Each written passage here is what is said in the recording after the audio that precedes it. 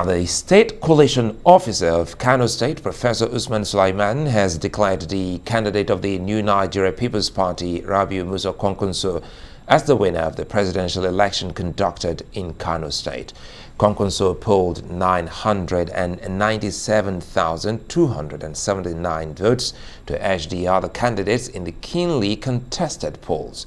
The candidate of the ruling All Progressives Congress, Bola Tinubu, polled 517,341 votes to come next.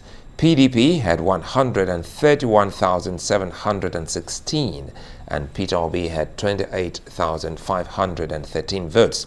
A total number of 1,702,005 votes were cast. We'll come back to the studios. I still have with me Professor Abiodun Adeni, who's the Deputy Dean of the School of Postgraduate Studies at Bayelsa University in Abuja. Also now, Afolabi Adekayoja, a data analyst at the Center for Democracy, is here. Afolabi, good to see you and thanks for your time. Let's start with you. A whole lot has been happening. First, we've seen quite a number of young Nigerians partake in this election. And sometimes we'll talk about data, we'll talk about uploading, all of those jargons. Now, let's make sense of what some are trying to put a finger on. You've had the inability of INEC to upload specifically the presidential, data. How is it coming for you and those at the CDD? So one of the biggest issues that we've been tracking, especially on social media, has been the frustration that many Nigerians had with the lack of communication really about any of the challenges that INEC had early on. So what now happened was that people were seeing the senatorial and House of Reps election results come up on IREV, not as fast as they would have expected, but then still coming up on IREV. But then there was almost nothing on the presidential results, and there was no word from INEC until later the next day in the morning. And that's when we now got the press statements that actually acknowledged the faults, tried to reassure Nigerians that there was no sabotage, but then that the results would come up as soon as possible. Now, ultimately, that would have been something that would have been needed early on, because that would have really done a good job of trying to assuage Nigerians, especially during a very heightened political environment. It's really been a very sensitive election, as everybody has spoken about. It's an election that is very, very tight, that we really expect to go all the way down to the wire, and even just the realignment of many of the different parties, different states, different trajectories that we've been expecting from different results. So it's really about making sure that INEC is much more proactive in communicating with Nigerians. So in other words, Afolabi, you're talking about the timeliness. So there was a gap, there was a lapse. So the time by which INEC took to officially speak to Nigerians is one of the reasons people are a little bit in doubt as to the transparency of the process. Absolutely. So quickly now, let's bring in Professor Adeni here now. You've heard the expert talk about communication, and you spoke about this, on election day when we spoke here on the show. These are some of the things people are talking about. INEC didn't manage also information quite, nicely. Yeah, absolutely. We're in a system where there's a problem with trust. It's been identified severally. There's a trust deficit, not just between the leaders and the led, but between the institutions and the people. And for a critical institution like INEC, you expect that that element, in human relation, that lubricates relationship, which is information dissemination, communication, should have been activated, early enough. It would not have been bad really if they created a channel for talking to the populace, maybe on an hourly basis, or maybe on a 2-hour, 3-hourly basis, some kind of arrangement, especially in a difficult time like this, where we anticipated tension in an election that we already knew was going to be closely contested. Information dissemination should have been prioritized, at least to assure the people in the system, where, like I said earlier, there's a problem of trust. Confidence is always shattered. There's always a crisis of confidence at moments like this. So if they had, and I think one of the observers mentioned it really, that they delayed in communicating what the problem was to the people. So it created suspicion. And of course, when suspicion is created, it becomes very difficult to remedy it. And that's why we're having this problem that we're having. But, we just want to hope that there will be a solution. And what solution can we find? INEC is going to talk to us tomorrow, that's one. And secondly, how are you going to raining on the political parties that are already complaining? How are you going to reassure them so that they can come up with areas where they have identified discrepancies, and what step are you going to take, to correct it? Again, in line with what President Olusegun said. I'll come back to you, Professor Adeni and Afolabi. Quickly here, I understand that Bayelsa is live finally. Let's go to Bayelsa and see what is going on there. Total valid votes 165,325. Rejected votes 7786. Rejected votes 7786. Total votes cast 173,111. Total votes cast 173,111. Distinguished ladies and gentlemen, that is the end of the presentation. Thank you. The final results. What's your name, ma'am? The final results of the presidential election in Bayelsa State. Professor Lilian Salami, Vice Chancellor of the University of Benin, who is the collation officer for the presidential election in Bayelsa State, has just announced the results. All the 8 local governments collated, and of course, representatives of the political parties are proceeding to take the result sheet from her. It's been a long day here at the Collation Center of the Independent National Electoral Commission in Yenagoa, the Bayelsa State capital. And now the process is concluded and the sheets will be presented to the chairman and representatives of the political parties in Bayelsa State. My name is Ovieteme George. Will say thank you for tuning in, and it's back to Abuja for regular programming. Thank you.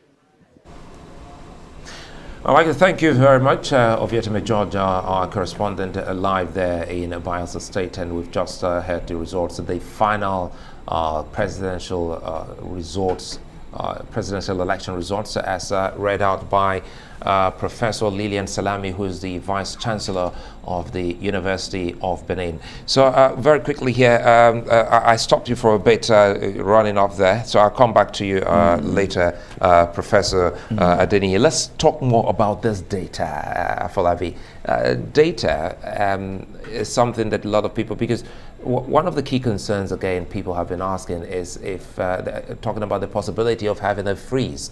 Perhaps maybe I'm running away from the word hackers, So people were thinking perhaps, look, if we can upload the National Assembly results, how is it that we can't, with the same device, upload that of the presidential elections? So I think it also comes down to 2 provisions, right? So the first one really is about the law still actually calls for manual collation. So it's still a case where I know many of the complaints that have come about has been how can they count the results even though it hasn't been uploaded on IREV. But then the law still says that it's actually manual collation. So it's actually within the right and the ambit of the commission to do that. But then without trying to give any excuses for the commission, because there have been areas where there has been progress, and CDD has mentioned that. But then there have been lapses and areas where there's clearly been an expectation gap and deficit between what has been delivered and then what Nigerians have actually wanted and truly deserve. And I think really it all boils down really to the communication gap that's actually taking place. So in case where, for example, if proactively mentioning, because even the reasons that the commissioner given the statements about how the servers had to be upscaled and how they have underestimated the results that would have come in from national when compared to the off-cycle elections in Osho and Ekiti that happened last year. That's something that could easily have been explained away. Could have actually understood where that's coming from, and then I would have been able to make a moratorium and say, okay, fine, we know the results are coming, we know that they are there, we know that there's just a challenge in terms of upscaling. And also, the thing is that even though there have been different, the results have come in different batches. So I think earlier this morning was actually around 53,000 results, but then this evening it scaled all the way to 76, and then there was even a refresh tab where you could keep refreshing the scores, and then everything just kept coming up. So it's really a case where the engineers were working and the results actually ended up coming up. So these are things that could have been explained. But then, like Prof mentioned, it's really when you have a mistrust in the system that you almost have to overcompensate by actively trying to manage that particular relationship. And in something as sensitive as elections in Nigeria, that's something that INEC really should have taken much more from. Well, I like that. It's something as sensitive as elections in Nigeria. But again, let's see if we can get a sense of what has gone down in Bayelsa State, because listening to Ovietami George, he's just told us that the People's Democratic Party, the PDP, has actually won the election in Bayelsa State. Later on, we'll get the figures up so that we can speak more on those figures. But it's not a surprise, the PDP. You know, time was. I don't know if that still obtains. We're looking at this election. We'll talk about stronghold of political parties. No. I see. So, Professor Adeni, do we still have strongholds? No, I'm not sure. Definitely not with this election. Not with this election. Not with the results that we are seeing. Particularly, of course, Lagos is a clear example where we've had somewhat what you can call an hegemony in the last 20 years or so, you know, without necessarily being disrespectful. And how about Katsina, you know, the home state of the president, APC leader who openly supported Tinubu as the case could be, and also voted and even displayed his ballot, you know. So Katsina, for instance, losing to the opposition. You know, what about, well, Kano is not surprised. It's not surprising really, because I mean, we know the city boy in Kano, you know, we know that he was going to take it anyway. But Jigawa was slightly shocking, you know, that Tinubu could do so well in Jigawa, you know, and it just tells us that sometimes election can be unpredictable, and of course it's a game that it is. Do not forget again that Labour Party, you know, is showing some displays in some states, winning some important senatorial seats. And the domino effect of the Peter Obi, you know, has actually rubbed off on so many of these candidates. That's right. I'm not going to be surprised, Suleiman, if we have governorship election in 2 weeks and we see Labour Party taking some governorship seats. So I'm not going to be surprised. No, you sense an upset in state elections. Yeah, it could happen. I mean, we're already seeing it happening. So what's stopping us? If Lagos was a governorship election, we would have won it. If Nasarawa was a governorship election, we would have won it. Plateau, Benue, Delta, all areas he won. It could well have won it. And there's no guarantee that it's not going to. Labour Party will not take some governorship seats. I mean, they're already cashing in on this. Look at a fresh campaign as emerged from Lagos, where the Labour Party candidate is already linking himself, telling his story, how he's married to somebody in the East, you know, how his wife has a PhD in his background and everything. I mean, that's so the messaging has changed. The messaging has changed. So, I mean, we're still up for some shocks. You know, upsets are still not, we can't still foreclose it. We might still see more of it, Suleiman. So Afolabi, speak to us about messaging, especially when those messages are, you know, sent using, you know, technology. You know, speak to us how these messages are couched. Also, could mean well or otherwise for the recipient and the sender, right? Yeah, absolutely. And I think even when it comes down to this particular election, a lot was made about the demographic that was really going to come out and vote. So you had the unregistered voters, and then the strong percentage being, you know, mostly students and mostly young Nigerians. So really that idea of really how are you approaching this particular election. So another big factor really is almost the democratization of the campaigning process. So for example, you're used to seeing, you know, campaigns on campaign billboards, you know, on adverts, on TV and on radio, but then you can really run a campaign on social media and you don't have to pay as much because you're just actively trying to make sure that, you know, you get people to really retweet, engage, and, you know, even that story we got last year from the BBC about influencers being paid to actually campaign. But really what's also really interesting, especially when you look at stronghold, is that the demographics there change. So even if you look at other established democracies where you're used to seeing, you know, like red states or blue states in the United States now, in the Nigerian context, like Prof mentioned, this election is actually going to realign a lot of our assumptions. The southeast states, you know, the 11 states there, have always voted PDP since 1999, and that's already changed. We're already looking at Yobe, for example, that has never gone PDP.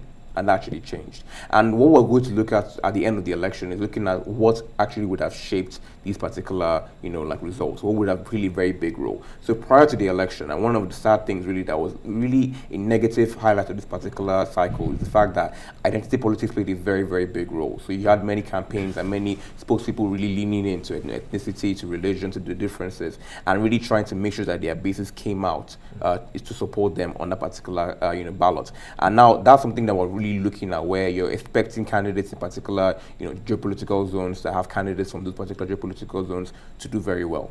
And then the same thing applying in different particular stories. And in that, what that now means is that you have much more of a really restricted result, where, for example, you have you have 4 colors on the map this time around, right? And historically, we've always seen only like 2 or 3 maximum in 2011 when Mbadu took Osun. So it's really this perspective where one of the biggest challenges is really, at the end of the day, right, whoever it is that gets elected, whoever it is that becomes president, not just president, the senators, the House of Reps, the governors, they also need to make sure that they govern. They also be able to make sure that they actually have to go beyond and say, okay, fine, we had a very divisive, a very contentious, a very long campaign cycle as well, and we actually need to make sure that going forward, we are still one country, we are still a people, and we still need to work together. You may not have voted for this particular candidate, but you should still feel represented in this country. And I think that's something that played a very big role in the way citizens have engaged, the way citizens are also reacting on social media, and the way that whoever it is that emerges actually has to engage to make sure that even just on a very selfish term, that their term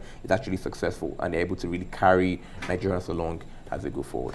Well, we'll take a moment. When we come back, we'll speak more of these happenings as Nigerians are looking to having a National Assembly, a colorful National Assembly, you call it, filled with all colors and peopled by people that perhaps are newbies. That's when we come back.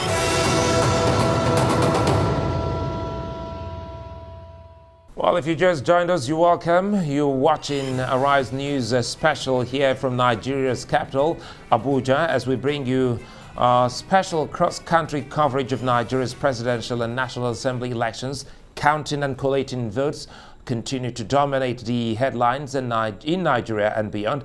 And over the next hours until perhaps the results are announced, we'll be here bringing you all the biggest stories and analysis. I still have with me here Professor Abiodun Adeni, who is the Deputy Dean at the School of Postgraduate Studies, Bayelsa University in Abuja, and of course Afolabi Adekayoja, who is a research analyst at the CDD. Now, but again, the People's Democratic Party has clarified that it is not calling for a total cancellation of the results of the 2023 general election, but only insisting that INEC collation officers stop announcing results at the National Collation Center in Abuja, which are yet to be uploaded via BVAS to INEC results viewing website IREV in accordance with the Electoral Act.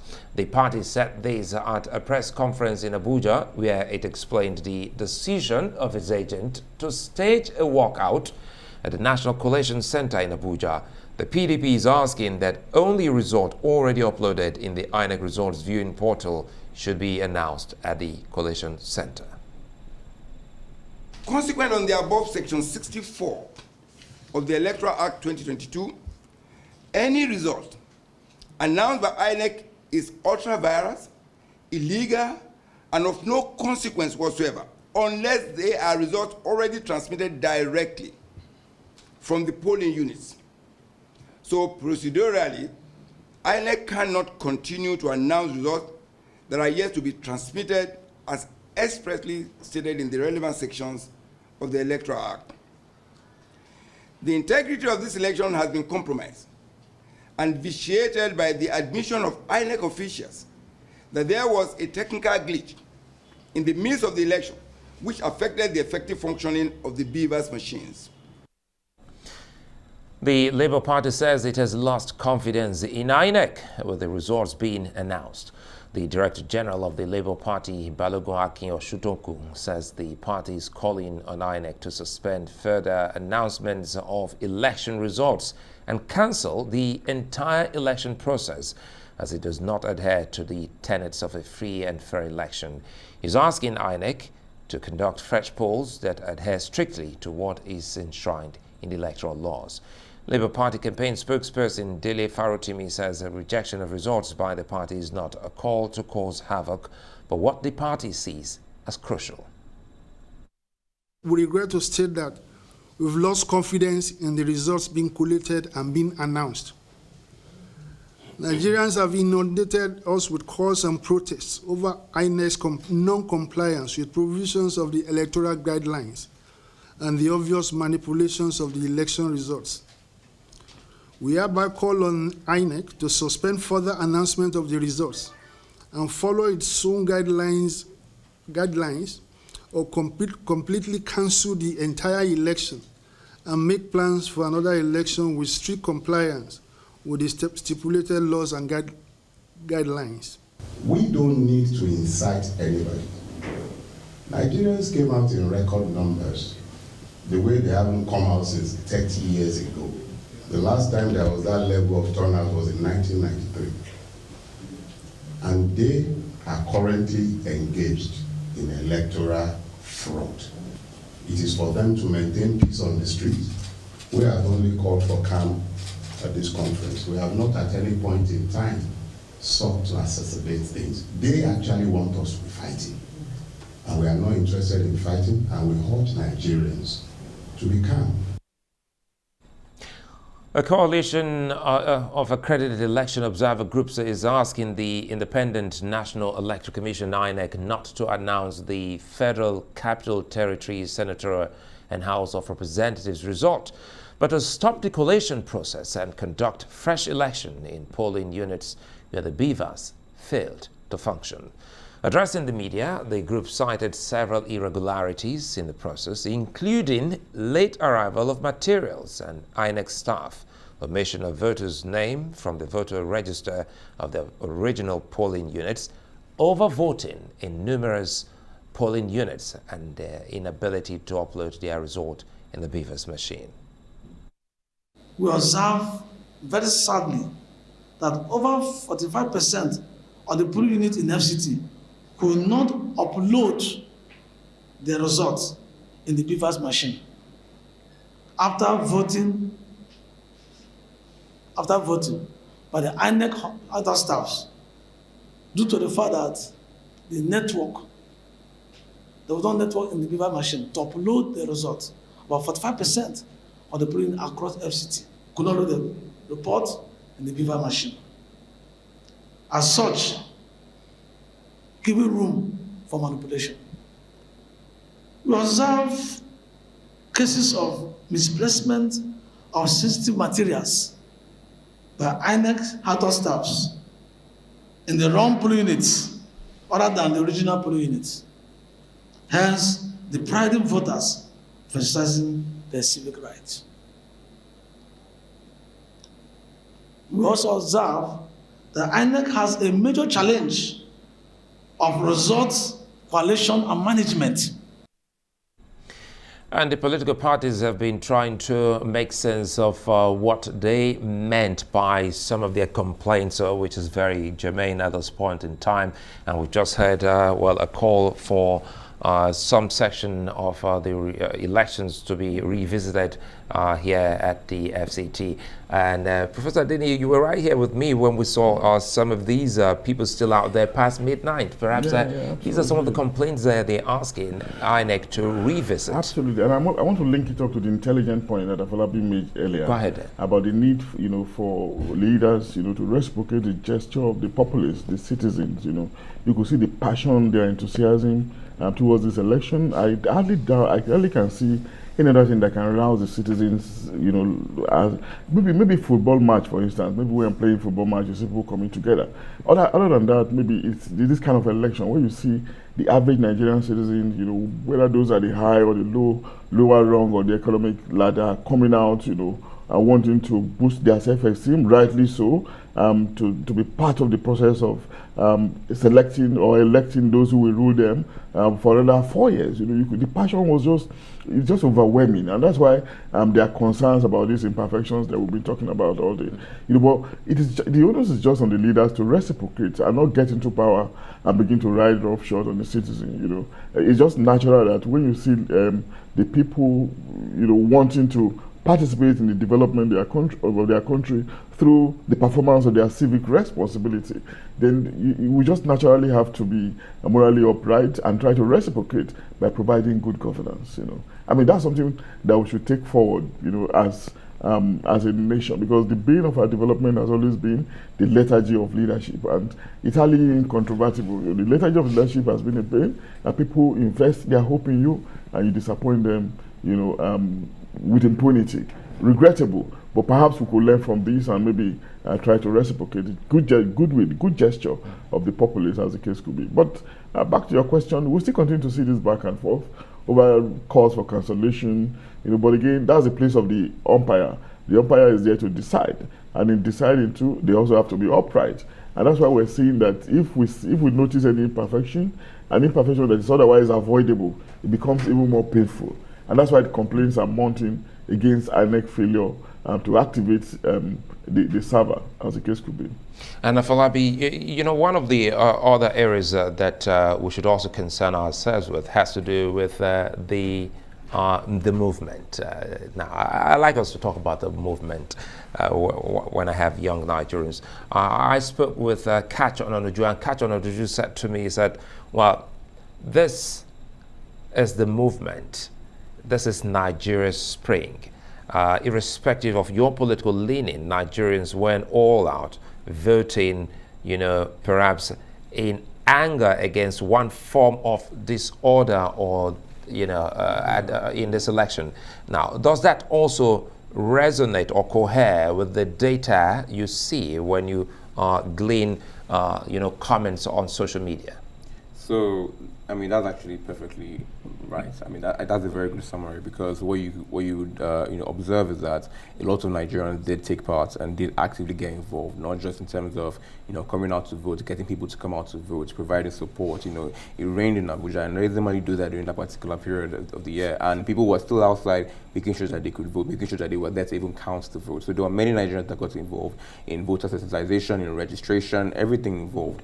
And I think one thing that we tend to forget, especially when trying to either victimize or to just castigate different groups, is that in itself is a sign of faith and hope in the process. That's the sign of actually taking part and saying, okay, fine, I could easily just dismiss the fact that this election will not count, or that my voice will not get heard. But then actively coming out and believing that, okay, fine, Nigeria must work in my lifetime, right? It's really getting involved in that particular process. Now, what that now means is twofold, right? So on one hand, it's a case of actually following through in terms of this particular process, where there are avenues for, to deal with issues that have been raised, to actually engage with them, to actually say, okay, fine, we know that there are procedures in the courts, we need there are procedures to actually engage in terms of actively litigating any of these particular positions or any issues that are there.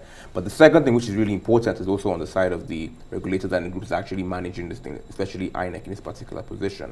It's a case of knowing, okay, fine, we can't just ultimately disregard the fact that logistically there was a disparity in terms of the way the election was actually carried out. Polls were put at different times in different places. People didn't get to their polling units till like 3 p.m. or later. There were issues of security as well documented. Many of these particular failings are not new. And I think that's really where the problem is. It's not something that just happened today or something that hasn't happened recently. And everyone is really aware that, everybody knows what's going on. If anybody becomes INEC chair today now in this room, it's a case where you already know where these feelings are because you've already probably been exposed and you actually experienced them. So the question now becomes, how can we deal with these things much more proactively? How can we engage and how can we communicate? But also, how can we also respect the fact that people are actively getting involved, emotionally invested, and also just really care about the fact that this is the country that they have and that they actually want it to get better in their lifetime. And I feel like ultimately, at the end of the day, despite the different parties, the different divisions that we have in the country, everybody agrees on one thing: the country can and should be better. And that is actively what they are looking forward to. Now, how to get there is where we may disagree, but then ultimately it's about moving forward. And that is where everybody really needs to understand that we are all on the same page on that particular front. Not in terms of saying, we have groups against INEC or the other way. Like, INEC has a responsibility, citizens have responsibility, candidates also have responsibility, making sure that there's actually, that they're actually calling for calm, calling to make sure that, look, we understand that things are getting delayed, things are getting drawn out, but then ultimately at the end of the day, we are trying to sue for calm because there's a responsibility that comes with the platform. And it's really making sure that you can actively engage and manage that as we go forward. So in terms of the movement, it's really a case where, people care about the country, people believe in the country, people believe in what can actually change and what can happen. And if you have the right opportunities there, people will take part and actually go. And that is why we need to cultivate that. We cannot lead to a situation where people now disregard or completely abandon the process. People actually need to be encouraged to continue going forward and engaging. Listening to Afolabi, what rather comes to mind, he gives a picture of we're all in the same ship. Yeah. And whoever is taking a drill bait to drill the ship must be stopped. I think now we can look at it, if you don't mind. No, go ahead. Yeah, imagine Obi winning in Lagos. Just imagine that. Tinubu winning in Jigawa and Atiku winning in Osun. So it just means that there's an integration, integration of interests around politics this time. We have seen economic integration severally, seeing other people originally from other parts of the country investing heavily in Lagos. Language comes to mind readily, and of course you see that ordinarily the problem is not with the average Nigerian citizen. It's not necessarily with the ethnicity or with the religion. It's about having a galvanizing hero at the center, trusting in the potency and the future of this country and rousing the citizens towards oneness. And that's why we'll be talking about the need for us to have a national hero that will pull us together rather than pulling us apart. Reminding us not of things that divide us, but of things that unite us. And if you take that away, if you solve that problem, then you begin to look at how that individual can also rouse us so that we can strengthen our institutions. Because institutions are still very weak, they're still very feeble, and that's why these individuals, rather than individual leaders that is, rather than rising up, they're rather helping themselves, assuming the position of the institutions, instead of realizing that you are just ephemeral, you're going to live for a while, but the institutions are there to sustain the system you're probably going to leave behind. So we need quality leaders, strengthened institutions, to grow the nation into the future on a sustainable level, like we see in some other countries around the world. And there are so many examples we can cite, but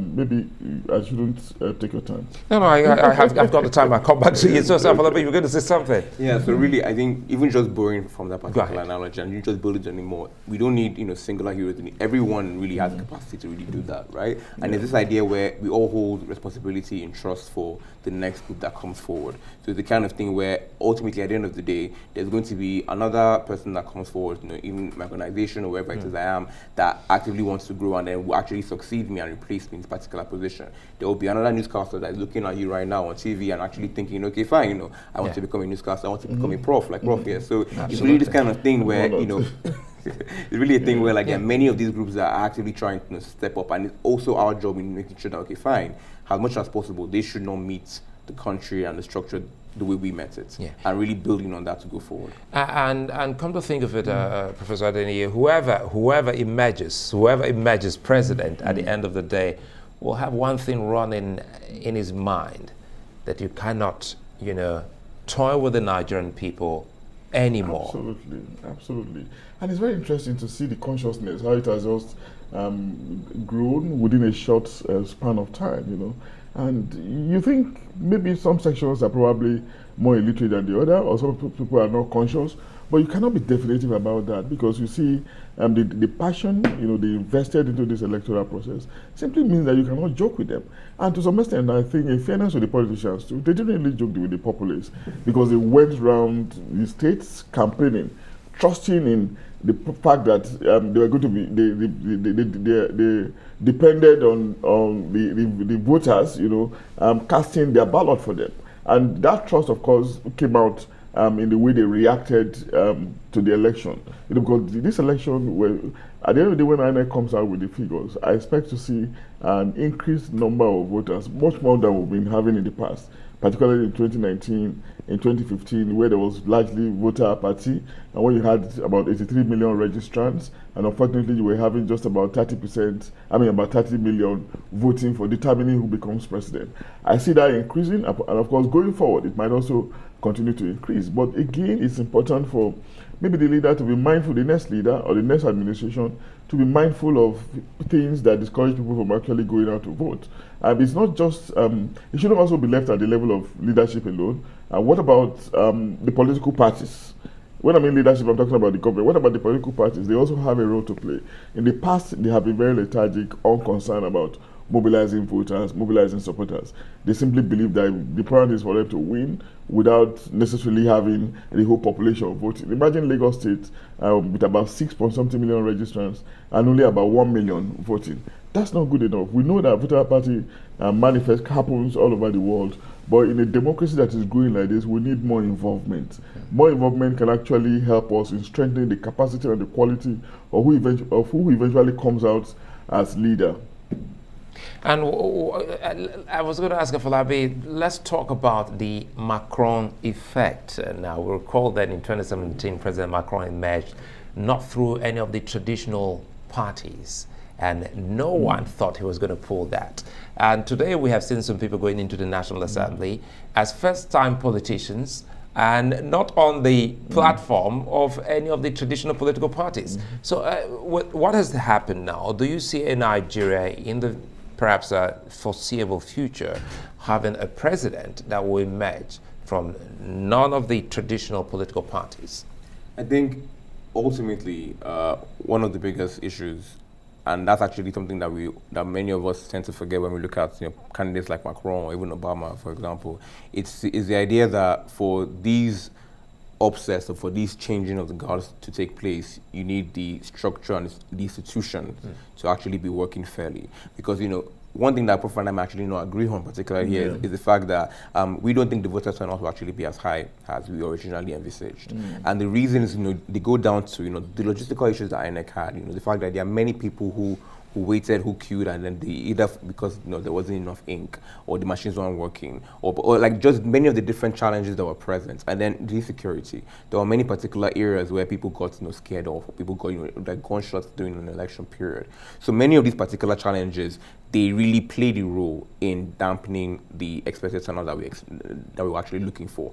Did you put in perspective the number of students who went back home on account of the NUC asking them to take the lectures? Yeah. Exactly. That may have helped the numbers. So it may have helped the numbers, but then even when you look at the numbers, has that now. So for example, all the 6 states in the Southwest have declared their results at in Abuja at the Coalition Center, and none of them had an increased voter turnout from 2019.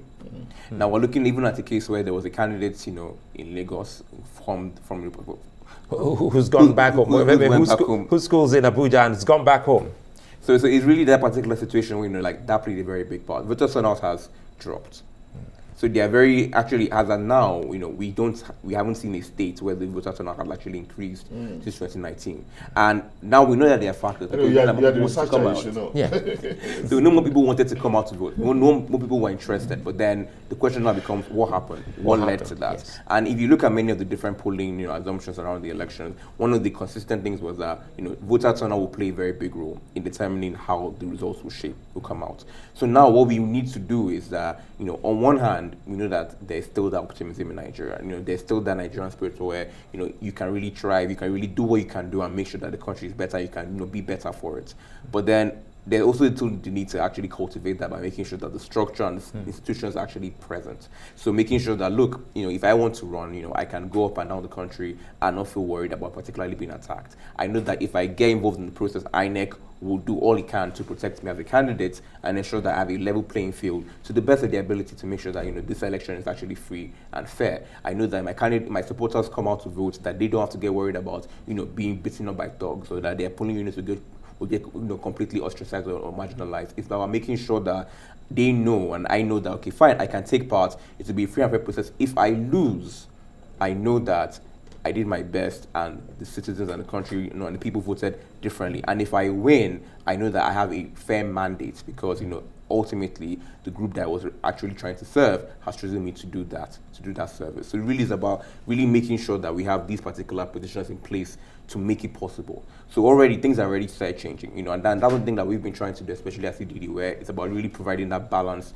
objective reportage. There are some areas where INEC has improved, but then there were definitely areas where INEC needed to have done better.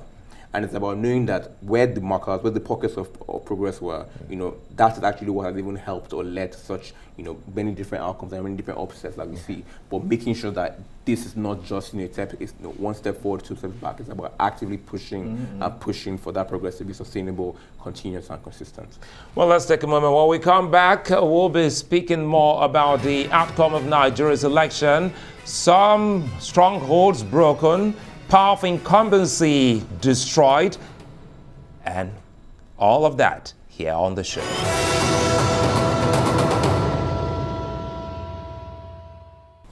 Well, there have been mixed reactions to the voting patterns witnessed during the presidential and National Assembly elections. For instance, traders at the popular Ladipo automobile spare parts in Lagos refused to open shops for regular business on Monday. They say their decision was informed by the delay in the announcement of the presidential election result by the election management body INEC. According to the traders, the fear of a possible post-election violence has disrupted economic activities in the market, which is dominated by Nigerians of Igbo descent. But soldiers and policemen were on ground to forestall any breakdown of order. Out of fear of the outcome of the election, because nobody knows what will happen yet until they might have finished, announcing the results. It's affecting business actually, because right now, at least since last week, we have nothing is happening, So even customers are not coming, So we are not happy the way the whole thing is going, because it's not supposed to be like this. They said that it's free and fair, but now, look at how things is going. Because of what we're hearing concerning the election, maybe they can't attack us or something like that. Make everybody not come out today, because you never hear the result. That's why make people not come out, because of those what one are hearing on community. People are fearing, everybody is scaring. They wanted to come and fight with us, so that's why we refuse to open today. Because of the situation of the country. Yeah, we all came out this morning, and even right from my home, there is no movement. People are just easily can people on the street. So, but getting to this place is the same thing. Yeah. So I think people are scared because of the outcome of the election. So that is the bone of contention. I said this morning we were just coming along Atade or Mushi Road. Everybody was just running skater. Those Igbo people were just shouting that all those Agbero touts are just closing their shops. People were just asking them that why didn't they inform them before that today they should not open shop. Then all of them now came out, now started threatening them they should close shop. All those touts in Tadeyo, they were just setting they should close, and people were just running skater this early morning. Actually, it's affecting big time. It's affecting big time, and more so the way I'm seeing things during the election time. A lot of people, they are shouting, this is not Yoruba, this is not Igbo, this is not Hausa, which is bad. This is Lagos. Lagos is for everybody, and everybody develop Lagos, not one particular tribe. Well, not a particular tribe, but I think that's the part we'll take it back to the studios. I still have with me Professor Abiodun Adeniyi and Afolabi Adekayoja. Afolabi, we're coasting, home now. So let's talk about the need for us to keep the peace, which is very essential here. We have to give it to the Lagos State government, because the governor also spoke later on, telling people that, look, it is not in our character to allow troubled people take over our space. And the soldiers also did well there. What more can we as people do? Because as Professor said, as as you're trying to keep the peace, as you're trying to work for a better system, you have troublemakers trying to outsmart you. I think ultimately there are different avenues to address this, right? And the first one really comes down to people having faith in the general process that is taking place. So, you have many Nigerians who feel as though the period leading up to the election, campaigning, the active engagement, the donations, some of them, their widow's mite, that kind of thing, and then actively coming out again and then risking their lives, and then seeing seeing instances where you have reports that some of the results that have been uploaded are different and different things. So people are really concerned, and then it reaches anger, and then the question now becomes, how do things actually get better, or how can things even get redressed? So I think ultimately where this now comes down to in terms of responsibility, on one hand you're looking at leaders actively trying to sue for peace and keep calm, but also when it comes to the institutions that are in play, you have the economic institutions to actually say, we are actually actively going to investigate any of these instances that actually have been mentioned. Your security agencies saying, okay, fine, we know that the reported instances of gunshots somewhere. Ultimately, that itself should not even be happening on an election day. We will actively, we know the areas, we've heard the areas, we will go and investigate further. And especially INEC, we've heard these reports, we've seen these pictures, or we've tried to do this, our due diligence about this particular issue.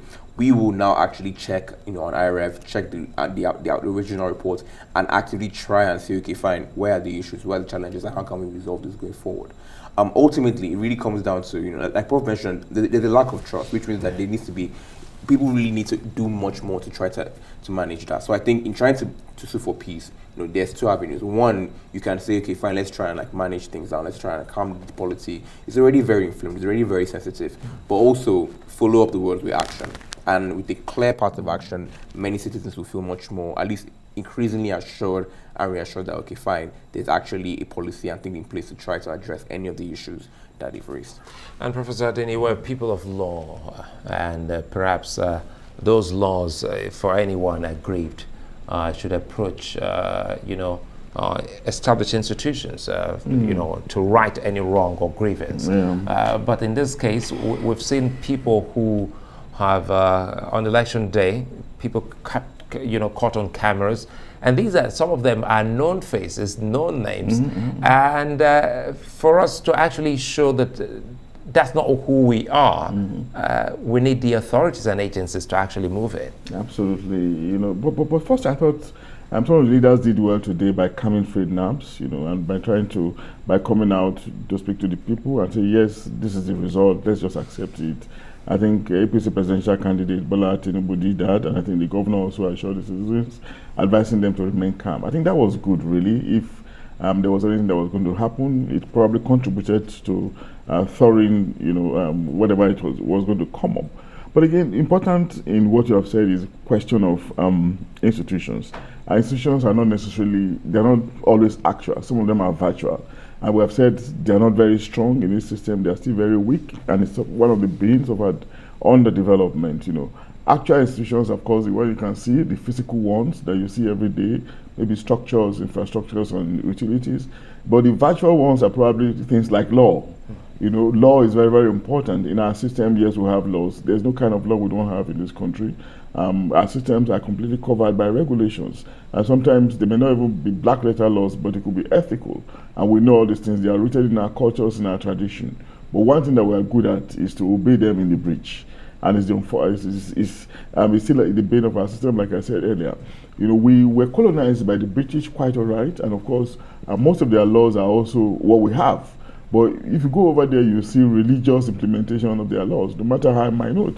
But in our own case, we are perfect at circumventing them. So it's still a problem, and that's why you see so many vices still around us: corruption, nepotism, etc., etc. And of course, the higher you are, the more likely you are going to escape the law. But the lower you are in terms of in the economic ladder, the more you are likely to get trapped. So what do we do in this circumstance? You look at the election malpractices we're talking about, and it's a practice. At the end of every election cycle, you see post-election. You see politicians going to court to challenge election results, but you do not see trials of electoral offenders in the post-election period. These are things that we should put in place, realizing that the law is not just there for as decoration. They are not something that should be figurative. They are not colorful. they're supposed to be there to deter people from committing offenses. Let me chip they're in supposed this. to be to restrict people. Yes. Let me chip in this before we come to Afolabi, because now you've raised an important point. We should bring election troublemakers, to justice. That's right. And if we haven't done that till this day, isn't it amazing that consular staff or consulates missions in Nigeria has I also been able to recognize these troublemakers by saying, look, you wouldn't approach us, for a stamp or a visa to get into our country. Yeah. So a lot needs to be done by institutions. Absolutely, and of course sometimes they too, you have to commend them because their standards are naturally higher. Not all of them, but some of them. And sometimes they're also very magnanimous, not measuring us with their own standards. Because if they do, many of us will fail their visa test. If they want to base it on the basis of our, if they want to look at it on the basis of our conduct in the political sphere, many of us will fail their visa, requirements. But sometimes we just see that when some people go to the extreme, they now think that they should sanction those ones. And of course, it's very, you can sometimes within ourselves, you just feel good that, these people tended towards the extreme, and it's probably good that they are being sanctioned this way. But we probably don't need outsiders to remind us of the difference between right and wrong. What's wrong with us that we cannot develop mechanisms, covertly or openly, subtly or otherwise, to reinforce these things within ourselves, to bring about sustainability that Afolabi alluded to earlier on. So these things are very important. But like I always want to say, I believe that we're evolving as a system, we're evolving as a society, things are changing, but the problem is that the rate of change is really, really slow. Considering that we have nations around us, all over the world that we could probably learn from. And that we have nations around us, that we are at par with some 30, 40 years ago, but they have since left us. So what are we doing? What are we doing? It's not a rhetorical question. It's a question that must be answered. And Afolabi, help us now as we coast on. The elections, the governorship elections will be upon Nigerians for the states that will be going into the election on March 11. Speak to us on what you and your team at the CDD are projecting. What kind of voting, what kind of pattern does this outcome of the presidential election, will the outcome of this presidential election be having an effect on the voting pattern of the coming elections? Absolutely. So for starters, this was always going to be a very big transitional election because you have a new president coming in and you have 18 term-limited governors out of 28. So there's 18 out of 28. So there's a very large swath of governors who are on their way out. Now, as we saw earlier, some of them did not make it to the Senate to actually follow on, but then it's still a very big influence where many of these particular leaders will either be trying to ensure that their successors are really able to come into office, and many of them would even be following through in terms of the results of the presidential election. So if the APC is successful, the PDP or LP, any of the parties that are really in play, they will want to replicate to ensure that there are much more governors, much more supporters to really keep sure that their policies are able to get replicated at state level. Now, ultimately, what we're really looking out for is not really just about the patterns there, but it's really about the lessons that INEC is able to take from what happened on Saturday. So it's ensuring that in the 2-week period that we have left, it's about making sure, okay, fine, where were the lapses?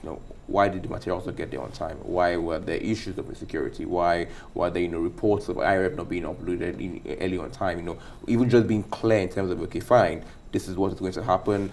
One of the biggest challenges that we had, for example, was that in between Saturday and Sunday, we knew, or rather we had heard that there were several polling units that had been delayed the elections to the next day. There was no clear post or statement that said, okay, fine, these are the different ones that this has happened to. So it does these very, very small things that just really make it clear. You know that there's somewhere you can get information that is clear and authentic, and especially in an era where anyone can create a clone website, so anyone can create a fake account and just say, okay, this is the official site and you can actually hear this particular different things. Misinformation has played a very key role in this election. And we're bringing out a report at CDD tomorrow, actually, that really talks more about the different factors that played. Let's get right tomorrow, today. Today. It's Tuesday. It's Tuesday. Tuesday, later today, yeah. But it really just looks at many of these particular issues. And one of the things that we're actively trying to do is, work together, not just within our group of civil society, but also with other 1 million Nigerians in terms of INEC needs recommendations. And we can't just stay there and keep saying, okay, fine, this is wrong, this is wrong, this is wrong. It's about offering and giving tangible solutions, things that can actively be managed. So, for example, and this is one thing that I would try to really wrap up on, is a case where if for the, even though we've originally predicted that there's unlikely to be a runoff, if there is a case where there's a second election between the candidates that finishes first and the candidate with the most states, the most spread, INEC hasn't been really clear in terms of saying, okay, fine, when we talk about a quarter or 2/3 of the states, is that 24.666 or is that 24? Do you have to have FCT included or not included?